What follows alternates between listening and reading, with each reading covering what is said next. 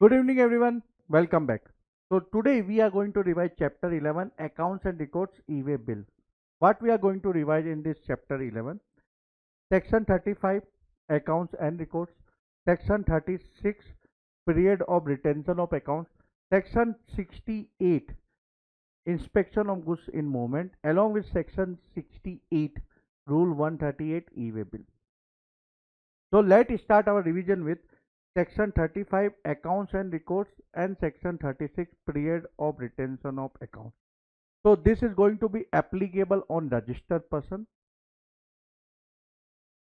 और ये जो रजिस्टर्ड पर्सन है where he is going to keep accounts and records at the principal place of business जो certificate of registration के अंदर मेंशन्ड है। इसके अलावा मान लीजिए उस रजिस्टर्ड पर्सन की it is more than one place of business, then he need to maintain accounts relating to each place of business at such place of business. तो अगर उसकी एडिशनल प्लेस ऑफ बिजनेस है तो उसका जो accounts होगा additional place of business का उसको वो वहां मेंटेन करना है। What normally he need to keep production और manufacture of goods, inward and outward supply of goods और services of both, stock of goods, input tax credit avail, output tax payable and paid and such other prescribe particulars. उसको जो accounts and records है वो electronic form में compulsory maintain करना है कि उसके पास ऑप्शन अवेलेबल है, so he can maintain manually or if he wish he can maintain electronically। लेकिन अगर वो इलेक्ट्रॉनिकली मेंटेन करता है तो अगर मान लीजिए प्रॉपर ऑफिसर उसको बोलता है कि मेरे को हार्ड कॉपी में चाहिए तो वो उसको ऑथेंटिकेटेड हार्ड कॉपी में रिकॉर्ड देना पड़ेगा, या in any electronically readable format element password codes etcetera. इसके अलावा उसको ये इंश्योर करना है कि जो इलेक्ट्रॉनिक फॉर्म में वो अकाउंट्स एंड रिकॉर्ड्स मेंटेन कर रहा है उसके अंदर कोई भी एंट्री इरेज नहीं होनी चाहिए या ओवर रिटर्न यानी मॉडिफाई नहीं होनी चाहिए। हालांकि मालूम नहीं, मेरे को जहां तक टैली के बारे में मालूम है आप पिछली डेट में जाके उसको मॉडिफाई कर सकते हो, डिलीट कर सकते हो और there is no audit trail. हालांकि एसएपी, ओरेकल या माइक्रोसॉफ्ट नेविजन में ये पॉसिबल नहीं है, लेकिन जहां तक मेरे को याद है टैली में ये पॉसिबल पहले था। अभी अगर उन्होंने कुछ वर्जन अपग्रेड किया है उसके अंदर ऑडिट ट्रेल मेंटेन कर दिए तो मेरे को आइडिया नहीं है।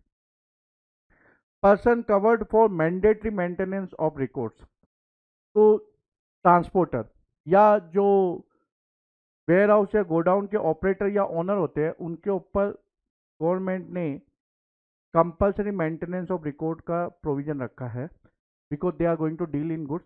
तो इसलिए जो पर्सन ट्रांसपोर्टिंग ऑफ गुड्स के बिजनेस के अंदर है, what he need to maintain, क्या गुड्स उसने ट्रांसपोर्ट किया, डिलीवर किया, या उसने इन ट्रांजिट गुड्स को स्टोर किया, कंसाइनी, कंसाइनर अगर वो रजिस्टर्ड है तो उनका जीएसटीएन नंबर, ओनर और ऑपरेटर वेयर हाउस और गोडाउन उनको क्या कंपलसरी रिकॉर्ड मेंटेन करने हैं।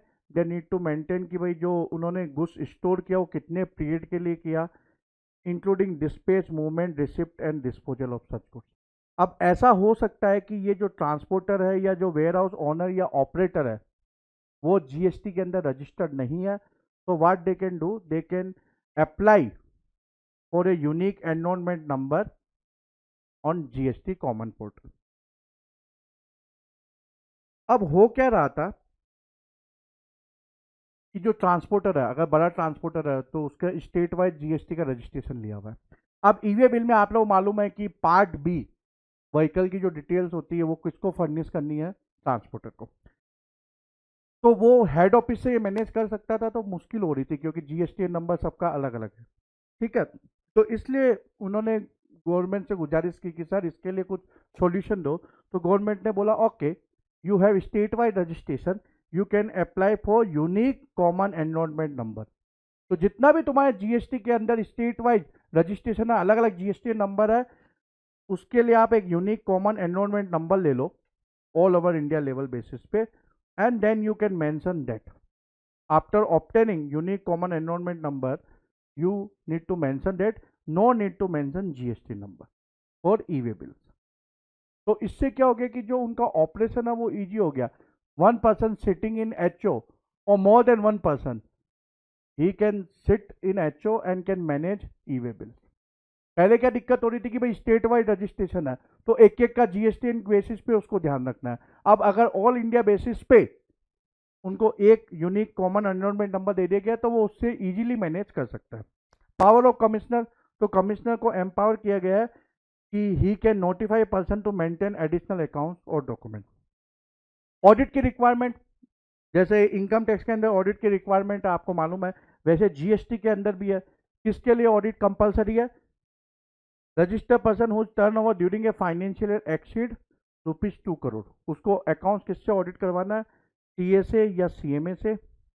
और उसको फिर क्या करना? Audited annual account along with reconciliation statement. Reconciliation statement किसके लिए? तो जो उसने रिटर्न फर्निश किया है और जो ऑडिटेड एनुअल अकाउंट्स है उसके बीच में कुछ रिकंसिलिएशन की जरूरत है, तो वो रिकंसिलिएशन बेसिकली कुछ मिसमैच है, ठीक है, तो उसके लिए रिकंसिलिएशन स्टेटमेंट। लेकिन ये जो ऑडिट के प्रोविजन है ये किसके ऊपर एप्लीकेबल नहीं होगा? Department of the central government और स्टेट गवर्नमेंट और local authority whose books of account are subject to audit by CAG या an auditor appointed for auditing the accounts of local authorities. क्योंकि सीएजी या जो ये auditor appoint हुआ है ये ऑडिट करेगा, इसलिए उसको अलग से, उस डिपार्टमेंट को अलग से सीए या सीएमए से ऑडिट करवाने की जरूरत नहीं है। अगर अकाउंट्स के अंदर मान लीजिए कोई गुड्स या सर्विसेज अकाउंट फॉर नहीं हुआ तो प्रॉपर ऑफिसर क्या करेगा? Proper officer is going to determine the tax payable on the goods और services of both that are not accounted for. Record prescribe by the rules, तो rules के हिसाब से क्या रिकॉर्ड रजिस्टर पर्सन को maintain करना है? A true and correct account of the following: the goods services imported exported, supplies attracting payment of tax on RCM along with relevant document including invoices, bill of supply, delivery charge, credit note, debit note, receipt voucher, payment voucher and refund voucher, separate account of advances received, paid and adjustment made thereto। तो basically सब कुछ account उसको maintain करना है। Record which are not to be maintained by a supplier opting for composition levy, तो उसको stock of goods की detail रखने की जरूरत नहीं है एंड डिटेल ऑफ टैक्स की भी रखने की जरूरत नहीं है।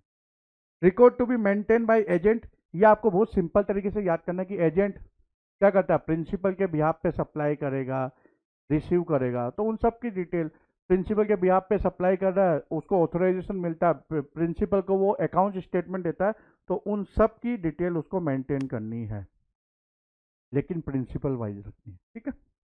Record to be maintain by manufacturer, manufacturer को बेसिकली क्वांटिटेटिव डिटेल्स मेंटेन करनी है मंथली बेसिस पे, monthly production accounts showing quantity detail of raw material or services used in the manufacture and quantity detail of the goods or manufacture including the waste and byproduct।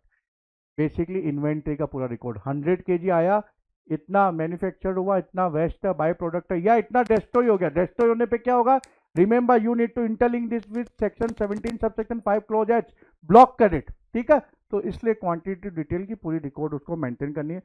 Record to be maintain by supplier of services, so quantitative details of goods used in the provision of services, details of input services utilized and services supplied। अब मेरे को normally doubt आता है, sir supplier of services उसको quantity detail goods use in the provision of services की क्या जरूरत है? वो यूज करता है क्या? क्यों नहीं करता? अगर आप हाउस कीपिंग सर्विसेज प्रोवाइड करते हो तो आप केमिकल यूज करते हो, अगर आप पेस्ट कंट्रोल सर्विसेज प्रोवाइड करते हो तो जो केमिकल होते हैं पेस्ट कंट्रोल के वो यूज करते हो ना? करते हो कि नहीं करते हो? कोई रिपेयरिंग सर्विस प्रोवाइड कर रहे हो तो रिपेयरिंग सर्विस में हो सकता है आप नट बोल्ट सब उसको साथ में देते हो, तो उनकी डिटेल तो मेंटेन करनी पड़ेगी ना। Separate account to be maintain by registered person executing work contract, तो वर्क कॉन्ट्रैक्टर को basically name address on whose behalf the work contract is executed जो भी गुड्स सर्विसेज जो यूज किया है उसने, ठीक है, वो सब कुछ डिटेल उसको मेंटेन करनी है। Record to be maintain by custodian clearing and forwarding agent, तो उससे रिलेटेड जो गुड्स उसके थ्रू रूट हो रहा है उसकी बेसिकली डिटेल उसको मेंटेन करनी है। अब period of retention of accounts जो सेक्शन 36 के अंदर है, 72 months from the due date of furnishing of annual return, तो एनुअल रिटर्न की ड्यू डेट क्या होती है? 2019-20 फाइनेंशियल ईयर, इसकी एनुअल रिटर्न की ड्यू डेट क्या होगी? 31 दिसंबर 20। तो 31 दिसंबर 20 से 72 मंथ के लिए रजिस्टर्ड पर्सन को वो अकाउंट अच्छी तरह से रखना है, यानी कि 6 ईयर, तो उसको 31 दिसंबर 26 तक अकाउंट्स एंड रिकॉर्ड्स को अच्छी तरह से प्रिजर्व करना है, ठीक है। लेकिन मान लीजिए कोई registered person who is party to an appeal, revision or any other proceedings before any appellate authority or revisional authority or appellate tribunal or court or is under investigation for an offense, तो क्या ये 31 दिसंबर 26 के बाद books of account को फेंक सकता है, रद्दी में बेच सकता है? तो नहीं। क्यों नहीं? मान लीजिए सुप्रीम कोर्ट के अंदर ये पार्टी है, भाई टैक्स अथॉरिटी ने कुछ इसको ऑर्डर दिया ही जाने पे, so he went to appellate authority, then high court, then supreme court, and normal supreme court is going to take 15 years normally. तो क्या 6 साल के बाद ये बुक्स ऑफ अकाउंट को रद्दी में बेच सकता है, फाड़ सकता है? नहीं। तो उस मामले में 1 ईयर आफ्टर फाइनल डिस्पोजल, यानी सुप्रीम कोर्ट का मान लीजिए ऑर्डर आ जाता है, ठीक है, ऑफ सच मैटर और for 72 month whichever later. तो मान लीजिए सुप्रीम कोर्ट का ऑर्डर जो 1920 से रिलेटेड है वो आता है 31 अक्टूबर 29। तो यहाँ से फिर 1 साल, विच एवर अर्लियर, तो whichever later, sorry not earlier, तो 31 दिसंबर 26 नहीं, फिर क्या होगा, 31 अक्टूबर 30, ठीक है। Requirement of maintaining the books of accounts in case of auction of T, coffee, rubber. तो वो लोग नॉर्मली क्या होता है कि जो वहाँ जो वेयर हाउस होता है वहाँ वो लोग टी, कॉफी ये सब स्टोर करते हैं, तो इसलिए उनको जो ऑक्शन उन्होंने ऑक्शन के अंदर खरीदा है वो नॉर्मली उधर स्टोर कर देते हैं। तो प्रिंसिपल ऑक्शनर को क्या करना है, जो वो वेयर हाउस है उसको डिक्लेयर करना पड़ेगा एडिशनल प्लेस ऑफ बिजनेस। अब एडिशनल प्लेस ऑफ बिजनेस वो डिक्लेयर करेगा, तो अभी हमने क्या पढ़ा था सेक्शन 35 सब सेक्शन 1 के अंदर कि जो एडिशनल प्लेस ऑफ बिजनेस का जो अकाउंट्स है वो वहीं उसको रखना है। अब हो सकता है क्योंकि वो प्लेस ऑफ बिजनेस उनकी नहीं है, उन्होंने डिक्लेयर कर दी, जो गुड्स उन्होंने ऑक्शन में खरीदा वो उधर ही स्टोर कर रहे हैं, लेकिन वो जो प्लेस ऑफ बिजनेस है, जो उन्होंने additional place of business declare की है जहां वो गुड्स स्टोर कर रहे हैं, अब वहां उनको अकाउंट मेंटेन करना है। अभी हमने सेक्शन 35 सब सेक्शन 1 के अंदर देखा, लेकिन काफी बार ये पॉसिबल नहीं होता क्योंकि ये उनका प्लेस ऑफ बिजनेस नहीं है, so they can maintain additional place of business related accounts and record at principal place of business, but they need to inform jurisdictional officer in writing कि भैया जो एडिशनल प्लेस ऑफ बिजनेस है जो हमने declare किया है उसका account हम लोग प्रिंसिपल प्लेस ऑफ बिजनेस पर मेंटेन कर रहे हैं, ठीक है। So this is section 35 and section 36। Section 68 inspection of goods in movement. तो section 68 sub section 1 carrying of document. तो person in charge of conveyance को कौन सा डॉक्यूमेंट लेके जाना है, ये basically section 68 sub section 1 empower the government to prescribe, और गवर्नमेंट कहाँ प्रेस्क्राइब करती है, रूल्स में। सेक्शन 68 सब सेक्शन 2 यहाँ वो डॉक्यूमेंट लेके जाएगा, उसका वैलिडेशन भी होना चाहिए। तो वैलिडेशन कैसे होगा, government is going to prescribe. तो अगेन सेक्शन 68 सब section 2 empowering the government. Section 68 सब सेक्शन 3 इंस्पेक्शन ऑफ डॉक्यूमेंट। तो proper officer may intercept any person in charge carrying goods in conveyance to produce such document and devices as prescribed in subsection 1 to check the validity of the movement of goods। तो ये हम लोग rule 138 उसके बाद जो rule देखने वाले हैं 138A ये सब में देखेंगे, ठीक है। तो rule 138 e way bill.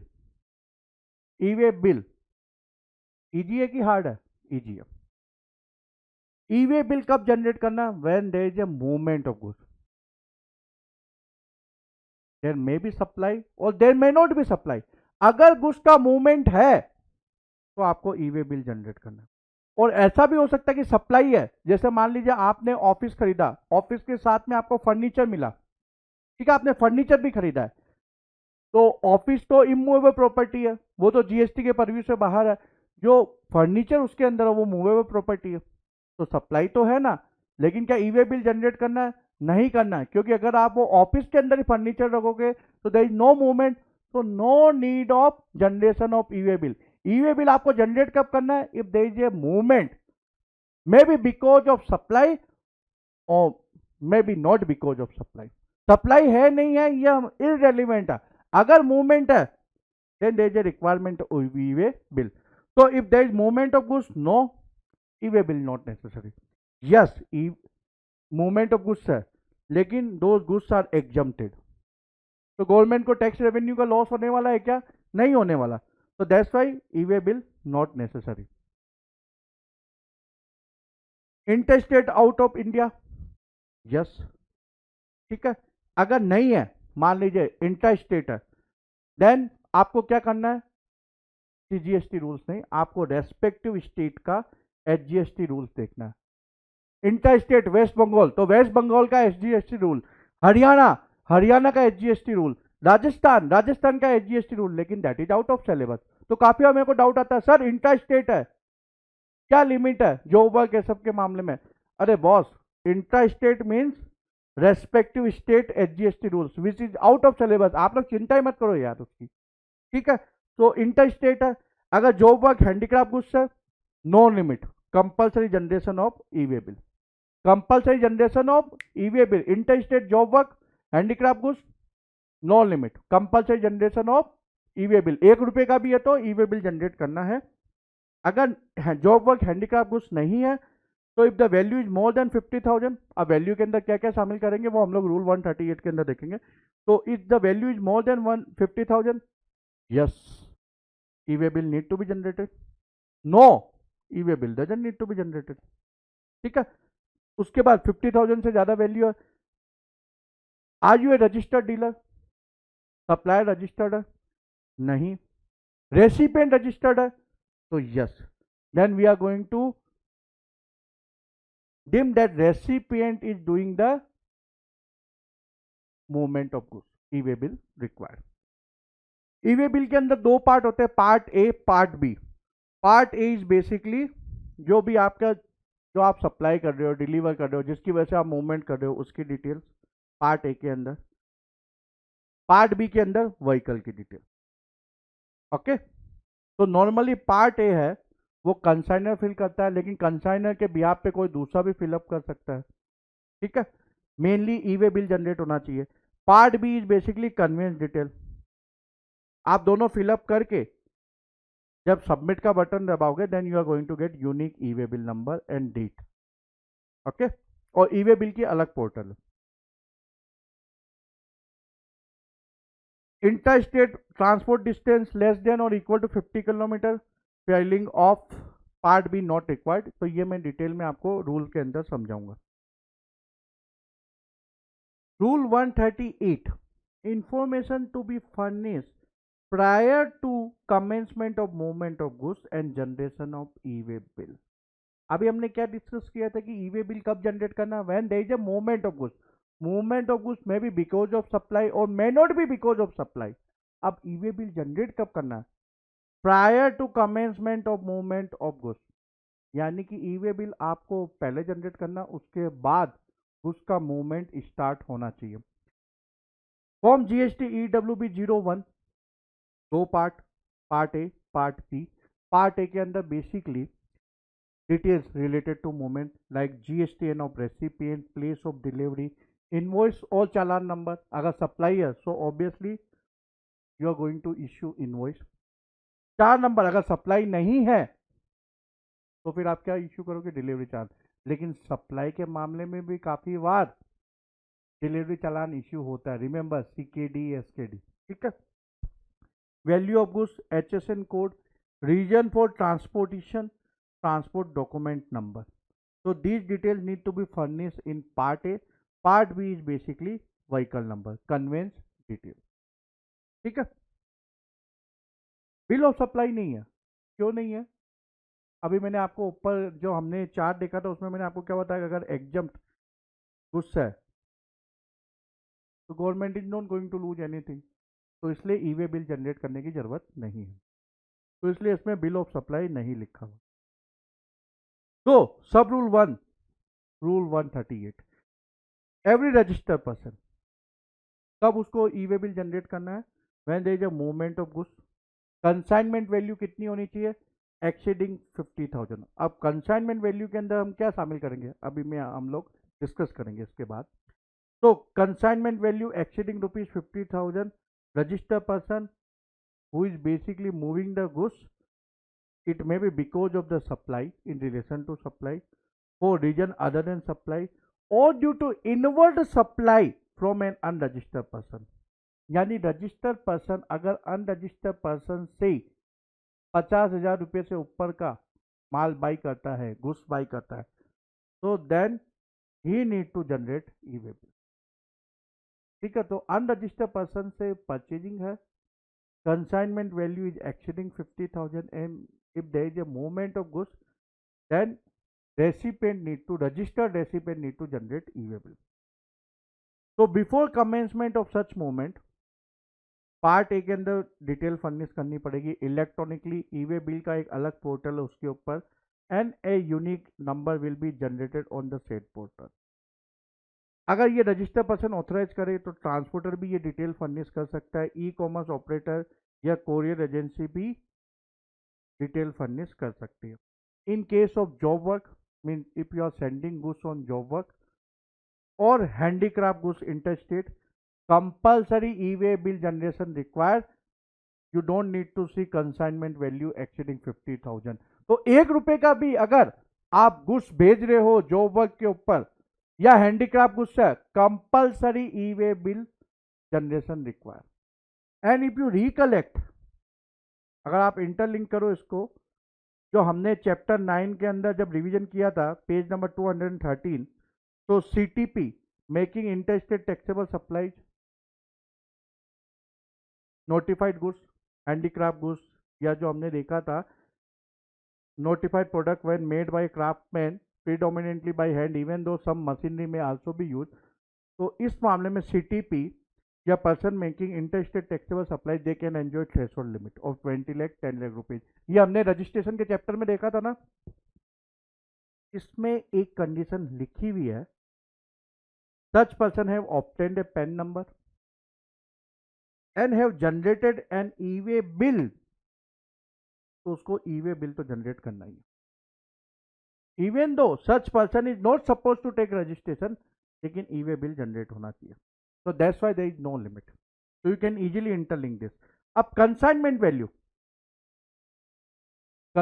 value exceeding 50,000 means जो हम लोग सेक्शन 15 के अंदर जो डिटरमाइन करते हैं वैल्यू ऑफ सप्लाई के अंदर, जो चैप्टर के अंदर हमने देखा था सेक्शन 15, उसी हिसाब से आपको डिटरमाइन करना है। लेकिन आपको ये बात का ध्यान रखना है कि जो 50,000 है उसके अंदर टैक्सेस भी शामिल है।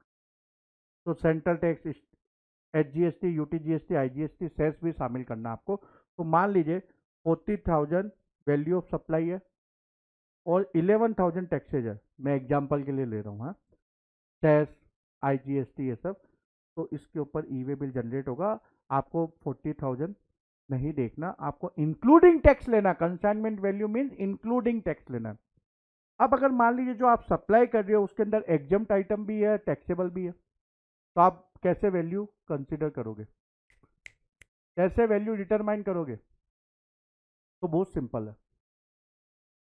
मान लीजिए 40,000 एग्जम्प्ट है, 10,000 टैक्सेबल है और 10,000 के ऊपर मान लीजिए टैक्सेज है 1,800। तो आपकी कंसाइनमेंट वैल्यू बेसिकली कितनी हो गई? 51,800। लेकिन आपको एग्जम्प्ट माइनस करना है, because it is not exceeding after we remove exempt item. ठीक है, एग्जम्प्ट आइटम की जो वैल्यू हम वो रिमूव कर दे या रेड्यूस कर दे, देन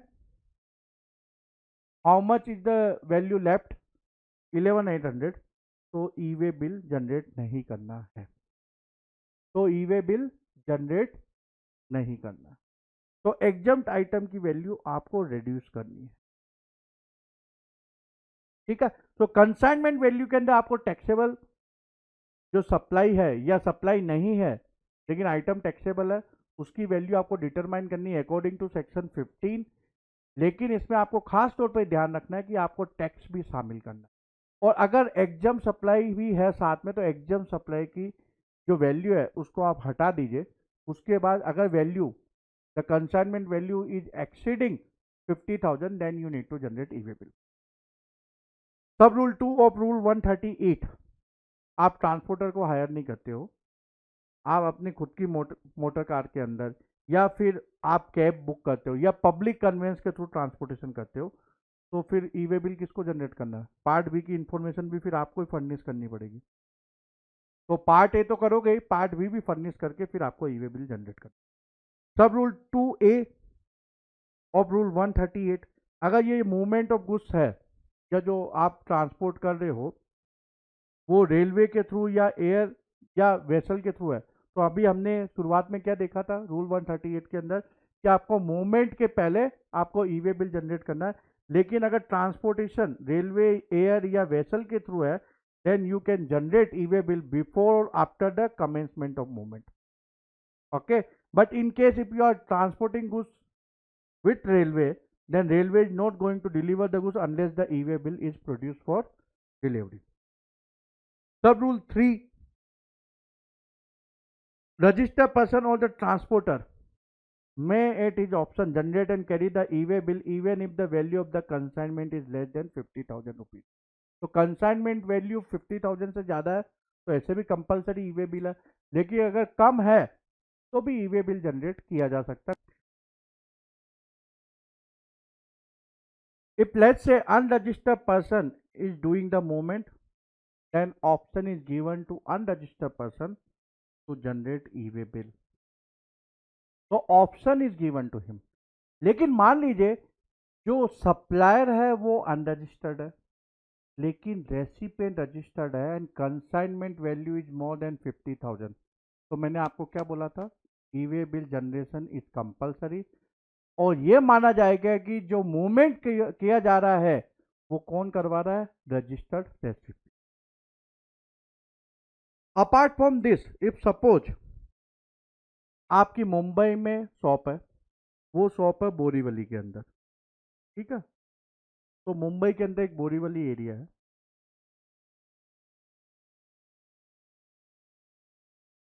आपको गुड्स ट्रांसपोर्ट करना है आगरा के लिए, लेकिन एक छोटा सा कार्टून है, तो ट्रांसपोर्टर आएगा क्या आपकी जगह के ऊपर? नहीं आएगा। तो ट्रांसपोर्टर की जो गोडाउन है या जहाँ से वो ट्रांसपोर्ट करने वाला है, जहाँ से वो ट्रक की लोडिंग स्टार्ट होगी उसके ट्रक की आगरा के लिए, वो 40 किलोमीटर है आपकी शॉप से या प्लेस ऑफ बिजनेस से। वो एरिया का नाम है मस्जिद बंदर। आपको गुड्स डिलीवर करवाना है आगरा, मतलब बेसिकली आगरा के लिए ट्रांसपोर्ट। तो अब क्योंकि एक छोटा सा कार्टून है तो ट्रांसपोर्टर तो आने वाला नहीं है, तो आपको बोरीवली से अपने प्लेस ऑफ बिजनेस से मस्जिद बंदर जो ट्रांसपोर्टर का प्लेस ऑफ बिजनेस है वहाँ ये गुड्स डिलीवर करना पड़ेगा। तो हम लोग को ई वे बिल के अंदर पार्ट ए फिल करना पड़ता है और पार्ट बी भी, ठीक है? तो पार्ट ए में जो भी गुड्स की डिटेल है वो फर्निश करनी है, किस वजह से आप ट्रांसपोर्ट कर रहे हो वो सब डिटेल। पार्ट बी के अंदर कन्वेंस की डिटेल, ठीक है? तो जब आप बोरीवली से मस्जिद बंदर यानी जो ट्रांसपोर्टर का प्लेस ऑफ बिजनेस है जहां से बेसिकली फाइनली मूवमेंट स्टार्ट होगा आगरा के लिए, तो आपको पार्ट भी फिलअप करना है क्या? क्योंकि आप तो हो सकता है ये अपनी गाड़ी में ले जा रहे हो या कोई पब्लिक कन्वेंस के अंदर ले जा रहे हो, तो ये जो थर्ड प्रोविजो है, how we are going to count sub rule 3 of rule 138, first proviso, second proviso, third proviso, ये बोलता है कि इस समय जो आपका ऑब्जेक्टिव क्या है? टू ट्रांसपोर्ट टू आगरा, लेकिन आप अपनी प्लेस ऑफ बिजनेस से ट्रांसपोर्टर की प्लेस ऑफ बिजनेस के अंदर inter state it is up to 50 kilometre, तो no need to furnish detail in part B. तो पार्ट बी के अंदर डिटेल कब फर्निश होगी? जब ट्रांसपोर्टर मस्जिद बंदर से आगरा के लिए गुड्स को लोडिंग, मतलब जो वो गुड्स है जो मूवमेंट करवाना है उसकी लोडिंग स्टार्ट करें, तो उस समय वो पार्ट भी फिलअप करें। तो बोरीवली से आपकी प्लेस ऑफ बिजनेस से जब आप ट्रांसपोर्टर की place of business intra state up to 40 kilometre, no need to fill up part B. Part B बाद में फिलअप होगी जब वो आगरा के लिए ट्रांसपोर्टेशन एक्चुअल में स्टार्ट करेगा, ठीक है? Then sub rule 4, upon generation of E way bill you are going to get unique e way bill number from the common portal, और जो किसको कम्युनिकेट की जाएगी? सप्लायर, रेसिपिएंट एंड ट्रांसपोर्टर को। सब रूल 5, अगर मान लीजिए किसी वजह से गुड्स ट्रांसफर किया गया from one conveyance to another, तो कन्वेंस की डिटेल अपडेट करनी इन पार्ट बी के अंदर ही कन्वेंस की डिटेल है, तो वो अपडेट होनी चाहिए। अब ऐसा भी हो सकता है, जो अभी हमने सब रूल 3 के अंदर एग्जांपल देखा, आगरा से मान लीजिए आपको मटेरियल आ रहा है, तो आगरा से मस्जिद बंदर, ठीक है, तो आगरा से ट्रांसपोर्टर के इधर जो मस्जिद बंदर बॉम्बे के अंदर है वहाँ गुड्स आया, फिर उसने वो सेम ट्रक नहीं यूज करके किसी और ट्रक के थ्रू आपको ट्रांसपोर्ट करवाया, ठीक है। तो पार्ट बी बेसिकली कन्वेंस की डिटेल अपडेट करने की जरूरत नहीं है। ओके, तो कन्वेंस की डिटेल कन्वेंस की वापस जो डिटेल है वो अपडेट करने की जरूरत नहीं है, क्योंकि जो बेसिकली मेन मूवमेंट तो हो चुका, अब ये आपके प्लेस ऑफ बिजनेस पे डिलीवर हो रहा है, तो पार्ट भी अपडेट करने की जरूरत नहीं है। सब रूल 5A ऑफ रूल 138, अगर मान लीजिए आपने पहले एक ट्रांसपोर्टर चूज किया, अब ट्रांसपोर्टर के पास ट्रक अवेलेबल नहीं था, तो आप वो ई वे बिल किसी और को असाइन करना चाहते हो तो आप कर सकते हो। लेकिन अगर मान लीजिए ट्रांसपोर्टर ने पार्ट भी फिलअप कर दिया, पार्ट भी मतलब कन्वेंस की डिटेल फिलअप कर दी, उसके बाद दूसरे को असाइन करना है, तो केवल वो ट्रांसपोर्टर ही कर सकता है, कंसाइनर या रेसिपिएंट नहीं कर सकता। अगर पार्ट भी फिलअप नहीं हुआ है तो जैसे रेसिपिएंट कंसाइनर भी कर सकता है, लेकिन पार्ट भी अपडेट हो गया, then only transporter can assign. Sub rule 6 of rule 138, एक ट्रक के अंदर अलग अलग कंसाइनर का मटेरियल जा रहा है, तो अलग अलग ई वे बिल होगा। तो ट्रांसपोर्टर को ऑप्शन दिया गया है कि वो सब ई वे बिल की डिटेल देके एक कंसोलिडेटेड ई वे बिल जनरेट कर सकते। सब rule 7 is basically not notified yet. सब रूल 8,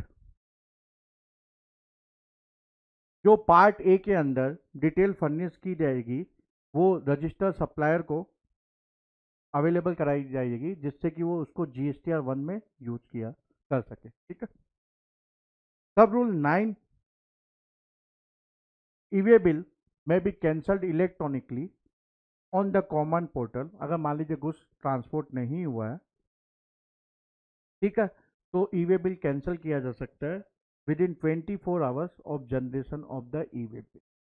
लेकिन ई-वे बिल कब कैंसिल नहीं हो सकता? If it has been verified in transit and unique number generated under sub rule 1, जो पार्ट ए फिलअप आप करते हो उसके बाद पार्ट बी के अपडेशन के लिए 15 डेज तक वो वैलिड रहेगा। Sub rule 10, validity of e way bill up to 100 kilometre, 1 day in case other than over dimensional cargo. मतलब ओवर डायमेंशनल कार्गो आपने बड़े बड़े ट्रक देखे होंगे, मतलब जो काफ़ी बड़े होते हैं नॉर्मल साइज से, तो उनकी स्पीड काफ़ी कम होती है, तो इसके लिए उनके लिए तो अप टू 20 किलोमीटर 1 डे है। और जो ओवर डायमेंशनल कार्गो नहीं है उनके लिए कितना है पर डे? 100 किलोमीटर। तो अगर अप टू 100 किलोमीटर डिस्टेंस है तो 1 डे की वैलिडिटी होगी। ओवर डायमेंशनल कार्गो के मामले में अप टू 20 किलोमीटर 1 डे। और अगर मान लीजिए 100 किलोमीटर से ज़्यादा है या 20 किलोमीटर से ज़्यादा है, then for every 100 kilometre of part thereof 1 additional day. तो मान लीजिए 180 किलोमीटर है, तो 1 + 1 250 किलोमीटर है, तो 1 + 2 3 डेज, 310 किलोमीटर है, so 4 days is going to be validity period. But remember, it is going to include multimodal shipment in which at least one leg involves transport by ship. अब जो हम लोग ये बोल रहे 3 दिन 4 दिन, वो काउंटिंग कैसे करनी है? तो ई-वे बिल मान लीजिए जनरेट हुआ है अप्रैल 1 2018 5 PM, वो जो डिस्टेंस है वो कितना 90 किलोमीटर, तो 1 डे होगा वैलिडिटी। अगर ओवर डायमेंशनल कार्गो नहीं है, तो ओवर डायमेंशनल कार्गो है तब हम लोग को 20 किलोमीटर के लिए 1 डे लेना है, करेक्ट। तो ये 1 अप्रैल की हम लोग डेट छोड़ देंगे, उसके बाद जो अगला दिन आएगा उसको हम लोग एक दिन मिड नाइट तक काउंट करेंगे, ठीक है। Commissioner has been empowered that he can extend the validity period of an e-way bill for certain category of goods. Age may be specified. Under circumstances of an exceptional nature, including transshipment, transporter may extend the validity period. तो transporter को भी option दिया गया है कि he can extend the validity period in case of circumstances of an exceptional nature जो कि define नहीं है रूल्स के प्रोविजन के अंदर। एग्जाम्पल के तौर पे मान लीजिए गाड़ी पंचर हो गई, इंजन खराब हो गया, तो उस मामले में ट्रांसपोर्टर में extend the validity period. Provided also that the validity of e-way bill may be extended within 8 hours from the time of its expiry.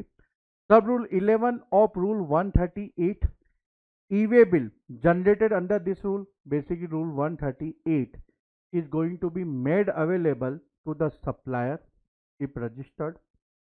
अगर डिटेल किसने फर्निश की है, रेसिपिएंट या ट्रांसपोर्टर ने। रेसिपिएंट को डिटेल अवेलेबल कराई जाएगी अगर डिटेल फर्निश किसने की है, सप्लायर या ट्रांसपोर्टर ने। Okay, where the person to whom the information has been made available, तो ये जो इंफॉर्मेशन मेड अवेलेबल कराई गई, जैसे सप्लायर को कराई गई, अगर डिटेल फर्निश किसने की है, पार्ट ए बेसिकली रेसिपिएंट या ट्रांसपोर्टर ने, या रेसिपिएंट को अवेलेबल कराई गई अगर सप्लायर या ट्रांसपोर्टर ने डिटेल फर्निश की है, तो उसको कम्युनिकेट की जाएगी। ठीक है, कम्युनिकेट की जाएगी तो वो एक्सेप्ट या रिजेक्ट कर सकता है within 72 hours of the detail being made available to him on the common portal. तो मान लीजिए सप्लायर बोलता है कि मैं मटेरियल भेज रहा हूँ, रेसिपिएंट बोलता है नहीं नहीं मेरे पास स्टॉक पड़ा है, तो सप्लायर बोलता है यार मैं भेज रहा हूँ तो वापस रिटर्न कर देना।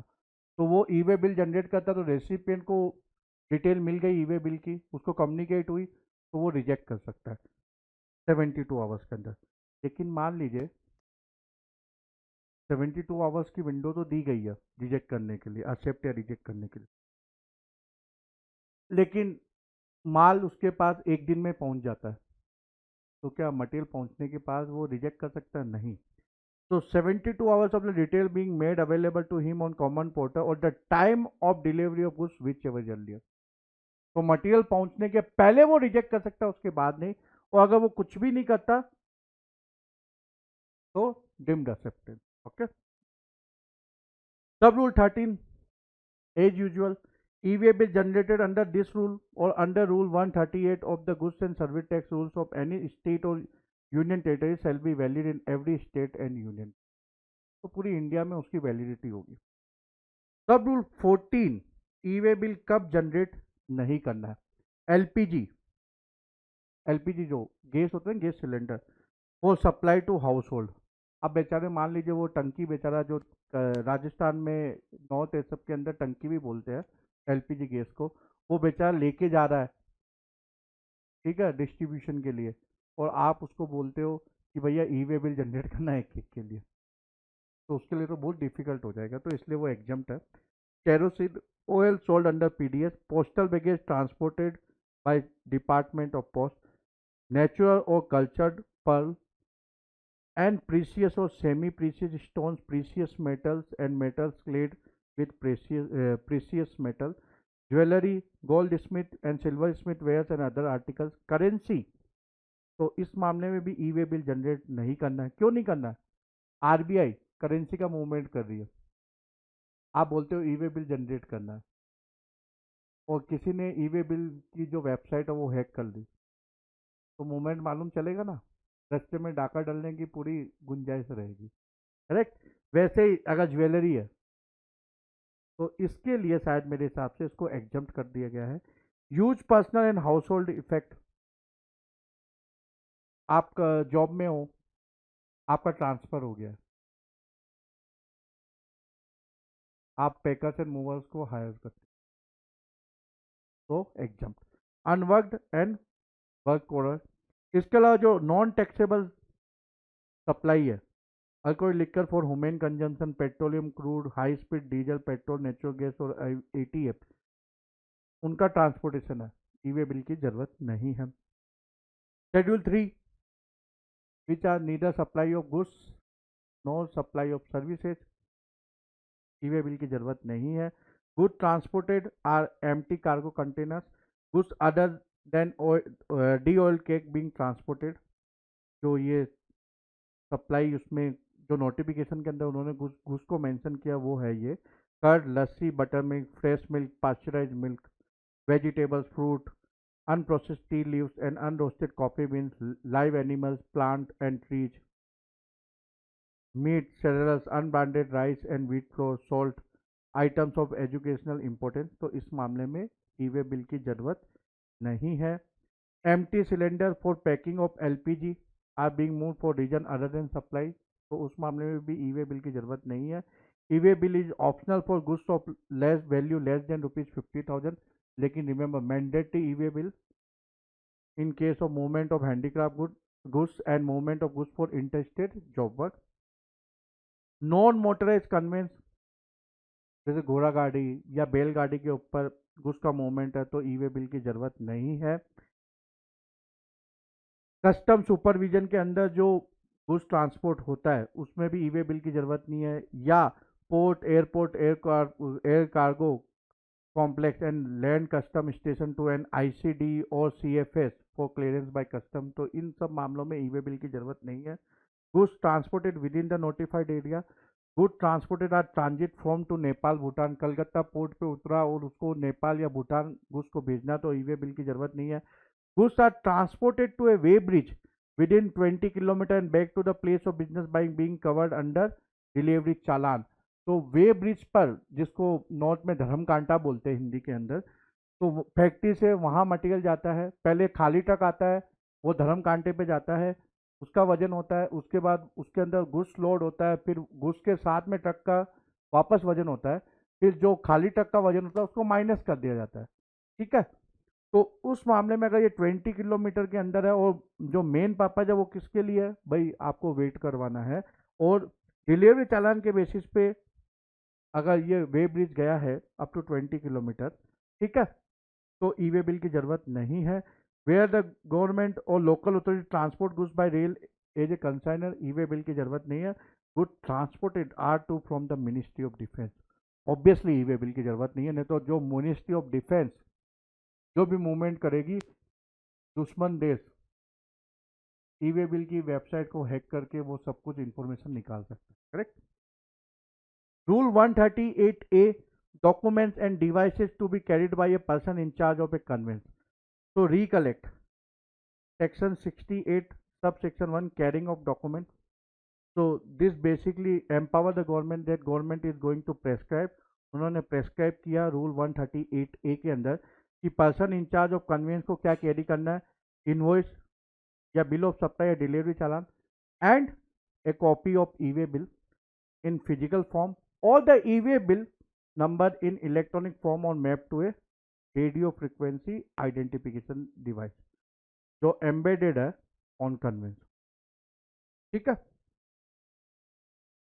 जो क्लोज बी है ई-वे बिल की, this is not going to, मतलब हम लोग क्या बोल रहे हैं कि एक तो उसको इनवॉइस या बिल ऑफ सप्लाई या डिलीवरी चालान लेके जाना है, या फिर electronic form of e way bill या फिजिकल फॉर्म, या अगर RFID डिवाइस है तो उसके अंदर मैप्ड है ई-वे बिल। लेकिन जो ई-वे बिल है वो किस मामले में उसको नहीं लेके जाना है, in case transportation is through rail, air या वेसल। ओके, अगर गुड्स इंपोर्टेड गुड्स है और आप पोर्ट से लेके आ रहे हो देन बिल ऑफ एंट्री भी होनी चाहिए साथ में।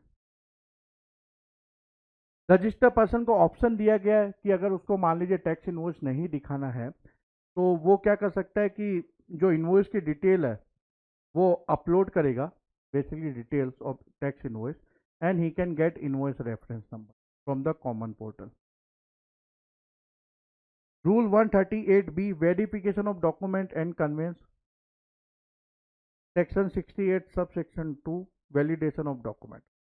So commissioner or an officer empowered by him in this behalf may authorize the proper officer to intercept any conveyance to verify the e-way bill in physical or electronic form for all interstate and intrastate movement of goods। और commissioner RFID, जो RFID है जिसमें e-way bill embedded किया गया है, उसके लिए reader भी चाहिएगा, तो वो रीडर इंस्टॉल करवाएगा जहाँ वेरिफिकेशन होना है। नहीं तो बिना रीडर के आप वो जो RFID डिवाइस के अंदर जो बिल मैप्ड है उसको पढ़ोगे कैसे? ठीक है। Rule 138C, inspection and verification of goods. Section 68 सब सेक्शन 3, इंस्पेक्शन ऑफ डॉक्यूमेंट। तो आपने इंस्पेक्शन किया, वेरिफिकेशन किया, उसके बाद जो प्रॉपर ऑफिसर है जिसने भी किया है, he is going to prepare summary report and going to file in part A of form GST EWB 03 within 24 hours of inspection। और ये तो समरी रिपोर्ट है, फाइनल रिपोर्ट उसको अपलोड करनी in part B of form GST EWB 03 shall be recorded within 3 days of such inspection. ये tight time frame रखी गई है जिससे कि कुछ करप्शन नहीं हो, कोई भी तरह का करप्शन नहीं हो, क्योंकि एक बार वो डिटेल अपलोड कर देगा उसके बाद वो कुछ नहीं कर सकता। तो summary report with in 24 hours, detail report with in 3 days of such inspection. अब ये जो 3 days है इसको कमिश्नर चाहे तो एक्सटेंड कर सकता है for a further period not exceeding 3 days। Remember, final report, detail report, not summary report. तो केवल ये फाइनल रिपोर्ट को वो जो टाइम लिमिट दी हुई गई है 3 days, he can further extend by 3 days।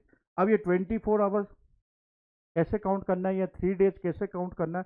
तो जिस दिन व्हीकल इंटरसेप्ट हुई है उस दिन को आप छोड़ दोगे, उसके बाद से आप काउंट करोगे।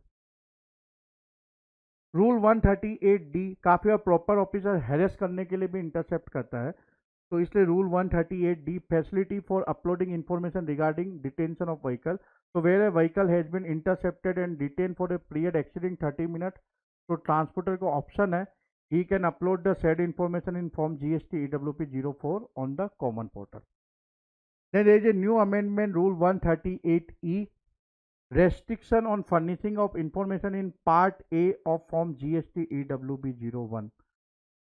तो कंसाइनर, कंसाइनी, ट्रांसपोर्टर या ई कॉमर्स ऑपरेटर या कोरियर एजेंसी वो पार्ट ए के अंदर डिटेल फर्निश नहीं कर सकते। कब नहीं कर सकते? जब registered person, whether is a supplier और recipient, who being a person paying tax under section 10 यानी कंपोजिशन स्कीम उसने ऑप्ट की है, या वो नोटिफिकेशन नंबर 2019 उसने अवेल की है, और उसने जो स्टेटमेंट उसको फर्निश करना है GST CMP 08 क्वार्टरली, उसने 2 कंजिक्यूटिव क्वार्टर के लिए फर्निश नहीं किया है, या फिर जिसने कंपोजिशन स्कीम या नोटिफिकेशन नंबर 2019 ऑप्ट नहीं की है, उसने रिटर्न फर्निश नहीं किया for a consecutive period of 2 months, या फिर person other than person specified in clause A, मतलब कंपोजिशन स्कीम या नोटिफिकेशन नंबर 2019 उसने ऑप्ट नहीं की है, has not furnish the statement of outward supplies यानी GSTR1 उसने फर्निश नहीं की है 2 months या क्वार्टर के लिए, क्योंकि 1.5 करोड़ तक ऑप्शन दिया गया है कि वो क्वार्टरली फर्निश कर सके GSTR1, और जिसका टर्नओवर उससे ज़्यादा है उसको मंथली बेसिस पे करना।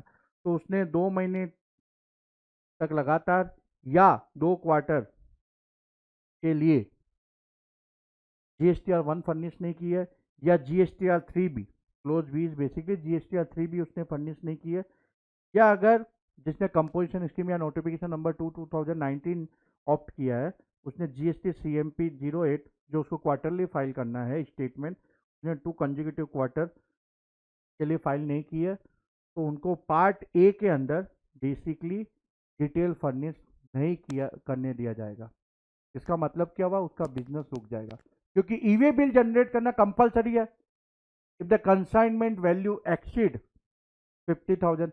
लेकिन अगर मान लीजिए ईवे बिल पोर्टल से ये रेस्ट्रिक्शन लगा दिया जाए कि ये पार्ट है जनरेट ही नहीं कर सकता, तो ऑब्वियसली वो ईवे बिल ही जनरेट नहीं कर सकता। ईवे बिल जनरेट नहीं कर सकता तो वो मूवमेंट ऑफ गुड्स नहीं कर सकता, तो ऑब्वियसली उसका बिजनेस रोक दिया गया एक तरीके से। ठीक है, इसमें कमिश्नर को एम्पावर किया गया है कि अगर रजिस्टर्ड पर्सन एप्लीकेशन दे और उसको लगे कि नहीं यार रीजन सही है इसलिए वो ये रिटर्न फर्निश नहीं कर पाया, ठीक है, तो वो अलाउ कर सकता है। लेकिन अगर वो एप्लीकेशन देता है तो वो रिजेक्ट करना चाहता है कमिश्नर, तो उसके पहले उसको अपॉर्चुनिटी ऑफ बीइंग हर्ड देना पड़ेगा रिजेक्शन के पहले। तो ये नया अमेंडमेंट है।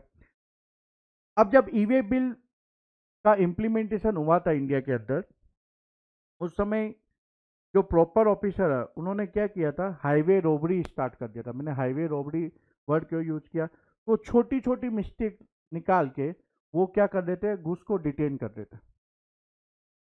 तो बाद में सीबीआईसी ने सर्कुलर इश्यू किया, सर्कुलर नंबर 6438/2018। वो बोले आप सेक्शन 129 डायरेक्टली अप्लाई मत कीजिए, ठीक है। आप ये छोटी छोटी गलतियां के लिए आप सेक्शन 129 इनिशिएट नहीं कर सकते, उसके अंदर कार्रवाई इनिशिएट नहीं कर सकते। जैसे स्पेलिंग मिस्टेक है कंसाइनर की या कंसाइनी की, लेकिन जीएसटी नंबर सही मेंशन है। पिन कोड एंटर करते समय कोई गलती हो गई है, लेकिन उसका वैलिडिटी पीरियड, जो ई वे बिल का वैलिडिटी पीरियड है, उसके ऊपर कोई इम्पैक्ट नहीं है। Error in 1 or 2 digit of document number mentioned in the e-way bill. Error in 4 or 6 digit level of HSN where the first 2 digit of HSN are correct and the rate of tax mentioned is correct. Error in 1 or 2 digit characters of the vehicle number. तो इस मामले में section 129 आप section 129 के अंदर कार्रवाई मत कीजिए। आप क्या कर सकते हो, ऑफिसर के लिए है basically, you can levy penalty to the tune of 500 each under section 125 of CGST act and the respective state GST act, basically IGST के अंदर 1000 रुपीज। ओके,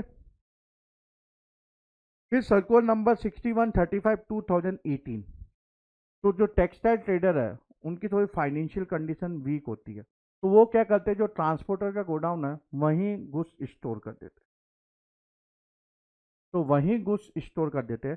तो जब मान लीजिए गुड्स ट्रांसपोर्टर के गोडाउन पे पहुंच जाता है, तो ये सर्कुलर क्लेरिफाई करता है कि भाई ये माना जाएगा कि मूवमेंट कंप्लीट हो गया। और क्योंकि वो वहां गुड्स स्टोर कर रहे हैं, तो उनको वो एडिशनल प्लेस ऑफ बिजनेस के रूप में डिक्लेयर करना है। अब जैसा कि हमने पहले ऑक्शन के मामले में देखा था, टी ऑक्शन के मामले में, तो एडिशनल प्लेस ऑफ बिजनेस है, तो वहां उसको बुक्स ऑफ अकाउंट मेंटेन करनी है according to section 35 sub section 1। लेकिन मान लीजिए किसी वजह से वो वहां मेंटेन नहीं कर पा रहे क्योंकि ये ट्रांसपोर्टर का गोडाउन है, तो वो क्या कर सकते हैं, अपने प्रिंसिपल प्लेस ऑफ बिजनेस पे मेंटेन कर सकते हैं, लेकिन उनको क्या करना है, इंटीमेट भी करना पड़ेगा। जैसे ही मटेरियल उस ट्रांसपोर्टर के गोडाउन पे पहुंचा जाएगा, तो ये माना जाएगा कि भाई गुड्स का जो मूवमेंट है वो कंप्लीट हो गया, because they are storing at transporter godown. So this is another clarification issued by CBIC. So this end revision of chapter 11. Thank you very much. Bye bye. All the best.